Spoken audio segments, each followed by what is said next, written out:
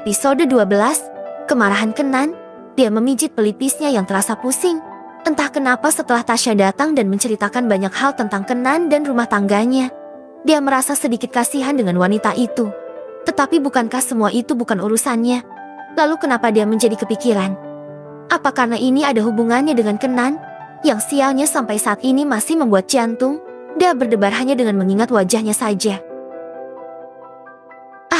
Bukan urusanku, terserah mereka mau ngapain. Aku tidak perlu ikut campur urusan mereka. Dia merapikan stetoskop dan beberapa alat medis ke dalam tasnya yang lumayan besar. Sudah pukul 3 sore dan jam kerja dia juga sudah selesai. Wanita itu mengambil karet gelang yang ada di lacinya. Mengunci rambut panjangnya yang sudah terlihat berantakan, dia berjalan menuju wastafel untuk mencuci tangannya, melepaskan snellinya dan dia bersiap untuk pulang. Sepertinya dia harus segera pulang dan beristirahat. Mungkin lusa dia juga butuh mesas ke salon agar urat-urat lehernya lentur dan tidak cengang. Besok gue ajak Ani buat ke salon. Tubuh ini butuh dipijat. Dia membuka pintu ruangannya dan segera keluar, menyapa beberapa perawat dan petugas rumah sakit yang masih tersisa dari arah depan. Dia melihat Angga yang berlari menghampirinya. Sorry deh, kemarin gue gak tahu kalau lo nelpon. Gue lagi di kamar mandi. Dia berhenti menatap Angga yang sedang meringis. Iya, gak apa-apa. Gue udah dapat pertolongan dari temen gue kok. Jawab dia. Lo udah mau pulang? Tanya Angga berjalan mendekat. Iya, jadwal gue udah selesai. Dia melihat jam di pergelangan tangannya. Cekah, kenapa sih jadwal kita gak barengan? Kan gue jadi gak bisa ngobrol lama sama Elo. Angga berdecak. Lo mau kerja apa ngobrol? Ini rumah sakit.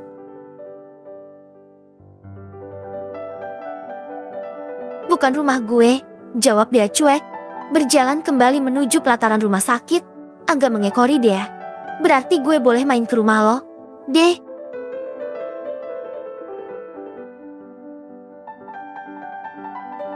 Dia berhenti membalikkan tubuhnya sambil bersedekap dada. Lo mau main ke rumah gue? Angga mengangguk antusias. Rumah lo masih di alamat yang sama kan? Tanya Angga. Dia menggeleng. Dia sudah tidak tinggal di rumah orang tuanya. Angga belum tahu jika dia pindah ke apartemen.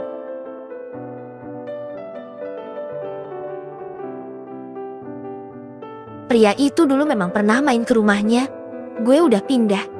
Kapan-kapan aja lo ajak Ani main ke apartemen gue. Ya udah gue pulang dulu ya.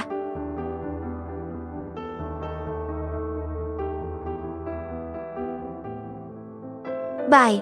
Dia langsung pergi begitu saja meninggalkan Angga yang masih terbengong. Dia harus bergegas pulang ke apartemennya untuk beristirahat. Entah kenapa dia jadi merindukan kasur dan gulingnya. Dia ingin merebahkan tubuhnya sampai besok pagi kalau bisa. Tapi sepertinya keinginannya harus ditunda ketika dia melihat sesosok pria berdiri di hadapannya saat ini. Vincent, lo kok ada di sini? Gue emang sengaja datang buat nyari Elo. Deh, jawab Vincent mengusap tengkuknya. Dia tahu ekspresi itu. Vincent akan melakukannya ketika dia merasa gugup. Kok tahu kalau gue kerja di rumah sakit ini? Ya, nyari taulah. Vincent berjalan mendekati dia. Lo mau pulang? Ya, dia mengangguk.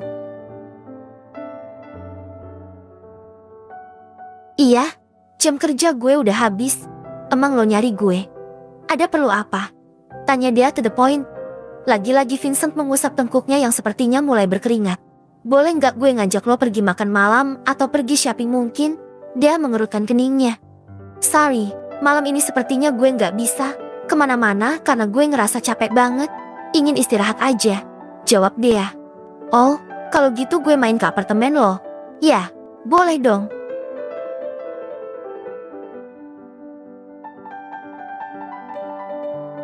Dia melongo.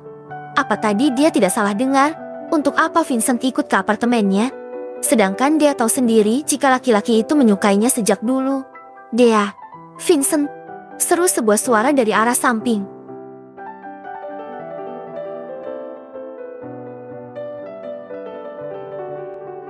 Kedua orang itu pun menoleh seketika. Ada Kenan yang berdiri tidak jauh dari mereka. Duh, apalagi ini? Tadi siang istrinya, sekarang suaminya. Kenapa kalian merecokin hidup gue yang sudah tenang? Sih.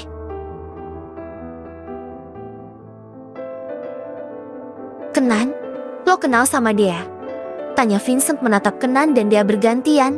Kenan mengepalkan kedua tangannya ketika melihat Vincent berada di sini. Bahkan dia mengenal dia. Tidak, Kenan tidak akan membiarkan Vincent mendekat dia. Biar bagaimanapun pria itu masih ada urusan dengannya. Vincent, langsung saja. Gue udah muak dengan kebohongan kalian selama ini. Seru Kenan menunjuk pria itu.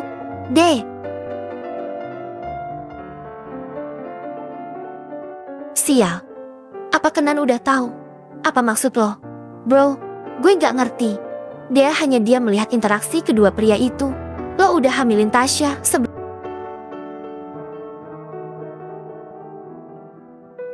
gue nikahin dia. Dan kalian menggugurkan kandungan itu kan? Dia membelalakan matanya tidak percaya dengan apa yang dia dengar.